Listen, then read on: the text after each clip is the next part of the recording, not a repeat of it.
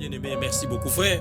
Bien-aimés frères et sœurs dans le Seigneur, nous avons, avant de commencer, rappelé encore que chaque portion d'écriture est là où elle est pour un but. Le Seigneur l'a placée pour un but. Et aujourd'hui, c'est pour toi que le Seigneur a voulu que tu sois là pour écouter toutes ces choses. Nous avons bien vu, vous et moi, que nous avons divisé cette étude en 3 parties. Nous avons fait la première partie, maintenant nous faisons la deuxième. Et vous voyez que c'est pas par hasard que Dieu n'a pas décrit rien du tout par rapport à Siméon. Mais pourquoi Dieu voudrait que nous connaissions ces choses-là quant à la vie d'Anne?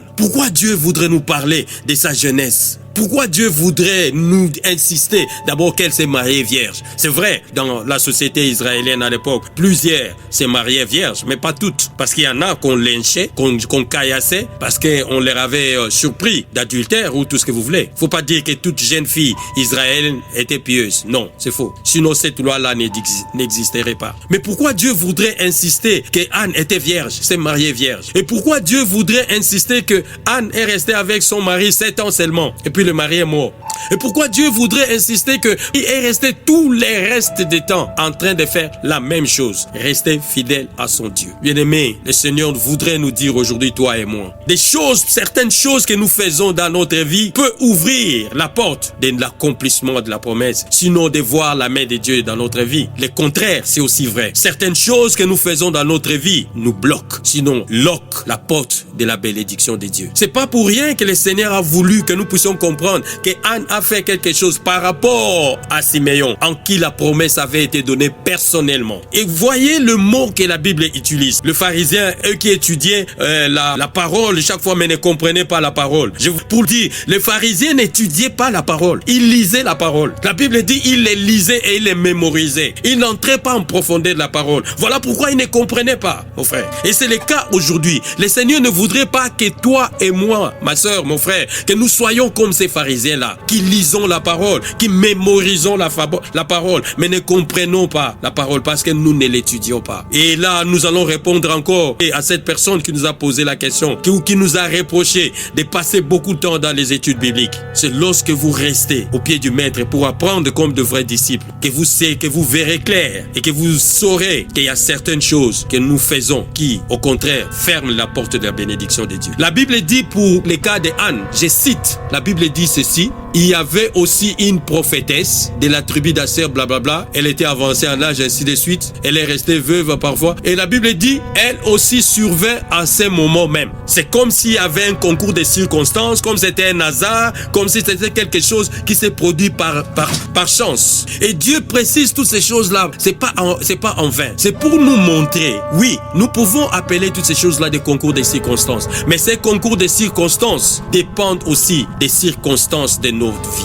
Les choses parfois que nous faisons dans la vie, je répète encore, peuvent nous fermer la porte, sinon retarder l'accomplissement de la promesse de Dieu. La Bible, dans d'autres versions que j'ai lues, il est dit exactement, il s'est fait que pendant ces moments-là, cette prophétesse Anne aussi était là. C'est comme si il s'est fait par hasard, il s'est fait par chance. Non, Dieu l'a dit, à la placer là-bas sciemment, pour que toi et moi nous comprenions que pour le cas de Anne, c'était différent de Siméon. Anne avait un certain comportement, une certaine attitude et surtout sa vie pieuse. Il a passé son temps, plus rien à faire. Non, moi je me mets là pour prier. Il n'était jamais visible devant le lutrin. Il n'était jamais visible devant l'église. Avec son âge, je m'imagine, il ne s'habillait plus bien. Mais en tout cela, il dit, s'il y a quelque chose que je veux faire pour mon Dieu, je le fais. Je prie pour les autres. Je doute fort que Anne passait tout ce temps dans la prière et le jeûne pour prier pour ses problèmes. Je doute fort. Ce qui est très probable qu'il passait tout ce temps dans la prière, le jeûne, c'est pour l'intercession,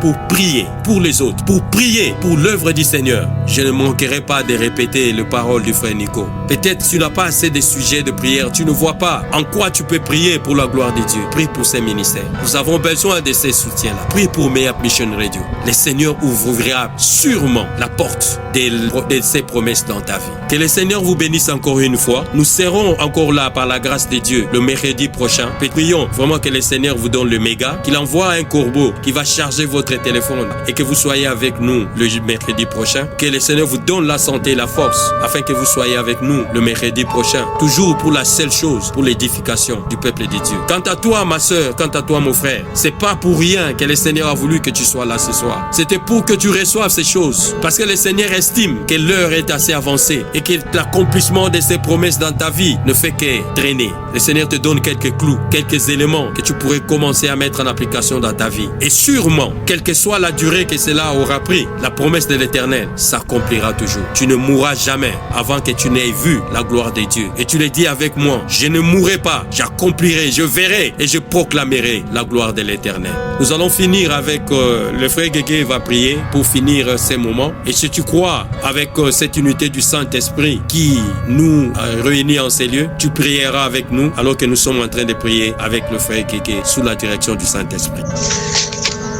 Oui, Père, nous te disons merci.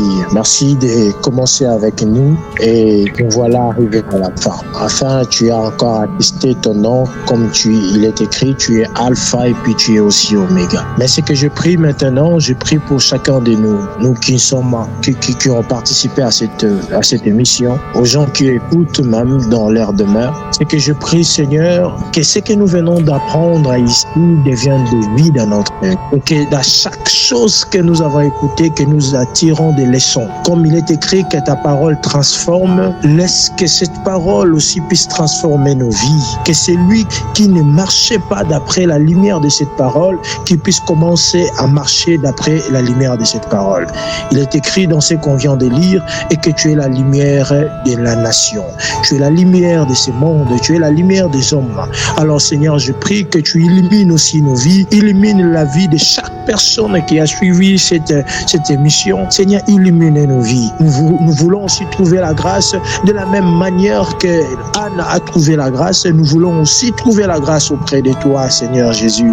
De la même manière que tu as répondu à la promesse, tu as réalisé la promesse que tu avais fait à Siméon, nous te demandons aussi de réaliser à chacun des promesses que tu as promis à chaque personne qui suit cette émission. Nous prions, bénis l'émission, Père, car cette émission est une source de richesse pour la perfection de l'Église. Je prie, Seigneur, que tu actives les choses pour que le bon fonctionnement de cette émission puisse continuer à grandir et pour ta gloire. Ainsi pour les présentateurs de cette émission, l'évangéliste Eric Huitele, maître, car tu sais une chose, que lorsque l'homme a l'esprit dans son corps, c'est alors qu'il y a encore la mission sur terre. Une fois le corps ne fonctionne plus, la mission aussi s'arrête, car toi tu es celui qui travaille en l'homme qui a encore le corps. Donnez la santé à notre serviteur, donnez la santé aussi à notre docteur, car il fait ton œuvre. Ainsi nous avons prié,